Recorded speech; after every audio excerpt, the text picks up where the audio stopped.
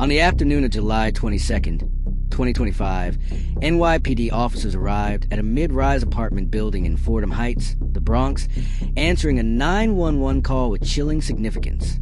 In the stairwell, they discovered 21-year-old Princesa Encarnacion-Soto, barely breathing and eerily clean. Fresh clothes, no visible blood. The faint smell of bleach hung in the air. A brutal crime had been staged. Within days, the mother of her boyfriend, 54-year-old Nida Jorge, was arrested, accused not just of concealment but active participation in the scene's cleanup. And her son, 27-year-old Robert Strother, remains at large and is the chief person of interest in one of the most horrific cases the city has seen. Princesa, originally from Rhode Island, had moved into Strother's apartment in early July 2025, returning to the Bronx with hopes of rebuilding her life. Friends describe her as resilient, hopeful, drawn into a volatile relationship despite earlier periods apart. Within weeks, she was living with Strother and his mother. Authorities now allege this was the beginning of a nightmare nobody saw coming. In May, Strother called police claiming Princesa had been raped by a group on the building rooftop. Investigators later determined the alleged assailant was in prison, making the entire claim impossible.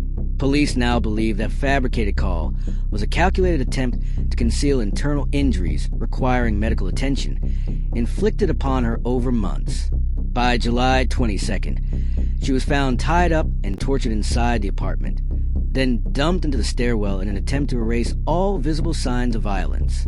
Chief of Detective Joseph Kenny explained, the wounds themselves were inflicted for pain, not to kill. Slice marks on her thighs, upper arms, shoulders, some fresh, some healing.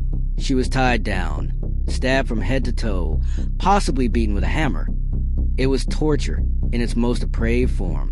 When police arrived, her body lay face down in fresh clothes with no blood around her. A thin trail of droplets led upstairs, into the very apartment she shared. Inside, amid layers of grime and clutter, they discovered a trash bag filled with blood-soaked garments. The building superintendent, who had once entered the apartment to repair the kitchen, described it as so filthy he refused to return. Nida Jorge was originally interviewed as a witness, but detectives followed that blood trail, found the bag, and realized the scene was staged. She was arrested on July 25th, charged with multiple counts: murder, manslaughter, tamper with evidence, hindering prosecution, and concealing a human corpse. Investigators assert she actively attempted to clean the victim's body, redress it, and deposit it in the hallway. The forensic details paint a harrowing portrait. Detectives reported cycles of wounds, fresh slice marks on her legs, healing cuts on her torso, binding bruises on her wrists. A possible hammer was used in some blows. There were no signs of defensive wounds, suggesting prolonged restraint. Every injury seemed inflicted for cruelty. The choice to stage the scene implies an attempt to delay detection and to deny justice. Strother's capture remains a top priority. Surveillance footage reportedly captured him exiting the building around the time the violence occurred, and he has not been seen since. The NYPD issued a public alert, asking for any information on his whereabouts. From there, every day raises tension. Are we one tip away from catching him? Throughout the city, the case has sent shockwaves. Bronx residents are shocked that a mother would play a role in rigging a murder scene, and that the victim, tortured under one roof, could be discarded like trash in her own building staircase.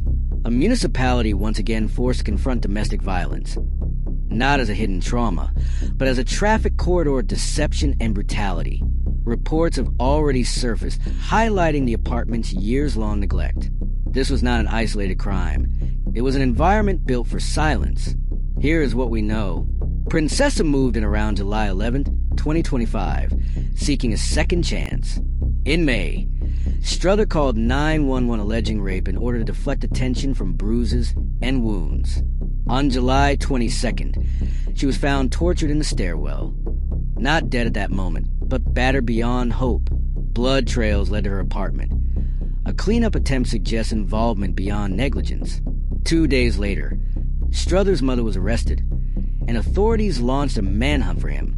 Forensic experts anticipate autopsy results will provide greater clarity, internal organ trauma, blunt force signs, timing of wounds.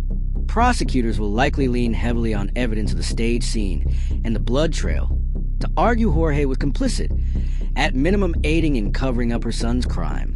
Her defense may try the plea of fear or coercion, but Police Chief Kenny didn't mince words.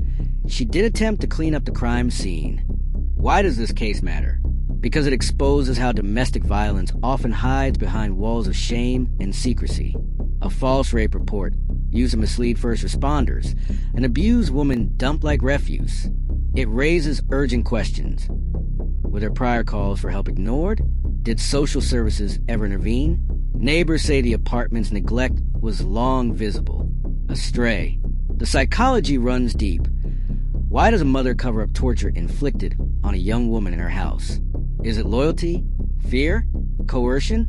Experts studying familial complicity warn that emotional bonds can override moral codes, especially in isolated, toxic environments.